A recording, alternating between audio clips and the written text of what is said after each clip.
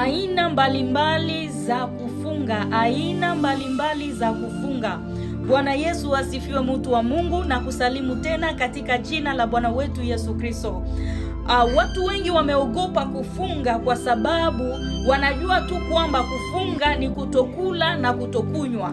Lakini nakuja kukuambia kwamba unaweza ukawa huko unakula, unaweza ukawa huko unakunywa, lakini na bado uko kwenye mfungo. Bwana Yesu atusaidie sana. Ndio maana nimekuja ili tujifunze aina mbalimbali za kufunga ambazo unaweza ukawa huko unazifanya. Na aina ya kwanza ambao watu wengi tumezoea aina ya kufunga ni aina ya kujinyima chakula, kujinyima kinywaji, unajitenga na kutafuta uso wa Bwana. Hiyo ni mojawapo ambayo hata kwenye maandiko ipo. Yesu aliwahi kuifanya siku 40, Elia alifanya siku 40.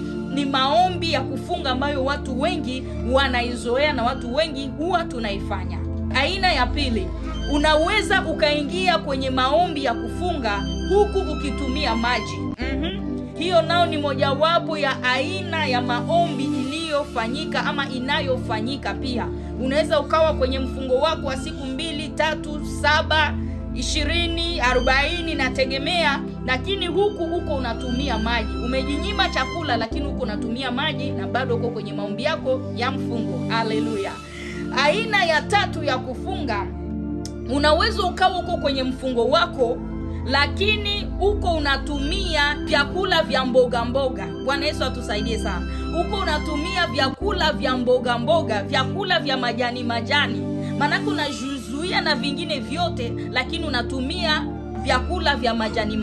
Hiyo nayo ni mojawapo ya kifungo ambacho unaweza ukakifanya, maana hata Danieli alifanya hiki kifungo pia mara kwa mara. Unaweza pia na wewe ukakifanya na utakuwa bado uko kwenye maombi ya mfungo. Aina ya 4 ya mfungo ni mfungo wa kujizuia na hicho chakula unachokipenda ama kitu unachokipenda. Mungu atusaidie sana. So kuna mfungo mwingine unaweza ukauchukua, unasema nataka nifunge kwa siku 3 lakini nitajizuia na hichi chakula ninachokipenda. Mungu atusaidie sana. Unajizuia na chakula unachokipenda, unajizuia nacho na unajitenga kutafuta uso wa Bwana. Hiyo ndio ni mojawapo ya vifungo ambavyo unaweza ukaifanya. Sasa kuna aina nyingine ya 5 ya mfungo ambao unaweza ukaifanya, ni mfungo wa kujitenga kwa kutafuta uso wa Bwana. Kujitenga namna gani ninamaanisha? Kwa mfano unajitenga, umezoea sana kuingia mitandaoni sana, uko mtu unaangalia TV sana, maana unajitenga na simu yako, unajitenga na TV, unajitenga na marafiki, labda umezoea kwenda out kila mara, unajitenga na kila kitu kama vitu kama na hivyo, na unajitenga kutafuta uso wa Bwana lakini huku ukila chakula. Hii nao ni mojawapo ya mfungo, watu wa Mungu.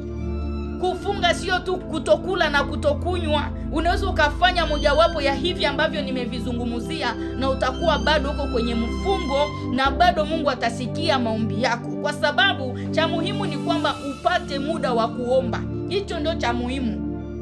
Ule muda ambao umejitenga, umejizuia kufanya fulani kwa ajili ya kutafuta uso wa Bwana.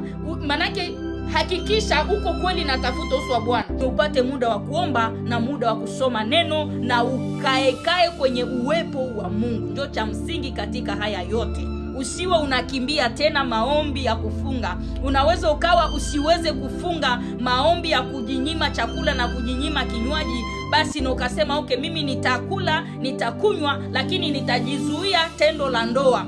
Yale no ni kifungo nacho. Unazungumza tu na mume wako mzuri, unazungumza tu na mke wako mzuri na unajizuia hivyo, na huku unakaa mbele za Bwana. Mungu atusaidie sana. Acha Bwana awabariki na wapenda sana. Amen.